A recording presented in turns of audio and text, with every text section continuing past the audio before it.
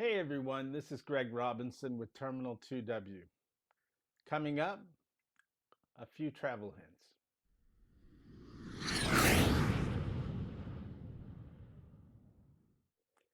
Hey everyone, this is Greg Robinson. I want to talk a few minutes about the travel hints that I use to get through security a little bit quicker. This may seem like a no-brainer to some, but to other people, it might help. So let me start off by saying a few things. Number one, being more prepared as you hit that security line will get you through more smoothly. And what people don't realize is when you come unprepared, you get a lot of friction through that line, and security doesn't like people who aren't cooperating. Now, everything else aside about your feelings about security, the objective is to get through and get through quickly. So let's start off with a few thoughts. Number one, when I go through security, no heavy jackets. I do put on a light vest, and I always make it a light vest, whether it be fleece or knit of some kind, because that lets me stay a little warmer on the airplane. It's flexible, it's easy to take off in flight, and at the same time, it can keep me pretty comfortable.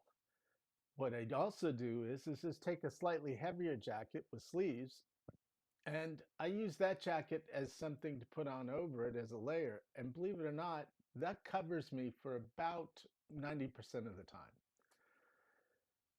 Wearing that light vest, particularly if you're TSA pre-check, you'll get through, no big deal. No one's questioning whether the jacket's too heavy or too light. Vests are a good way to get through security without attracting attention. Number two, let's talk about jewelry and watches. I happen to wear a little bit of jewelry and watches when I travel. My watch and my jewelry, they go into black velvet bags. I've bought these on Amazon. They cost me like $3 for about six of them. I put the watch in, I put it in my backpack. I put my bracelet in, I put it in my backpack. I put it in the top pocket where it's easy to get, and I can pull it out as soon as I get through security and put them back on. The other thing I do is I make sure that I have that top pocket open just a little bit. And when I get through security, I stick my phone in that pocket immediately after. In addition, and while I'm not showing you this on the video, that's where my wallet goes. Let's talk about that for a second. I have a global entry ID. That global entry ID card is good to go through TSA pre-check. So that's the one I pull out. I put it in my front pocket. My whole wallet goes into the top pocket of my backpack because that way I don't have anything pulling scrutiny out of TSA. Remember, the objective here is not to attract attention, not to be somebody that they want to take an extra look at. The objective here is to take your materials, put them in the backpack, get that through security, pick it up first thing, and at the same time, get through that scanner quickly so that you've got eyes on your backpack the whole time. Now, one other thing I do is I make sure my shoes have no metal in them.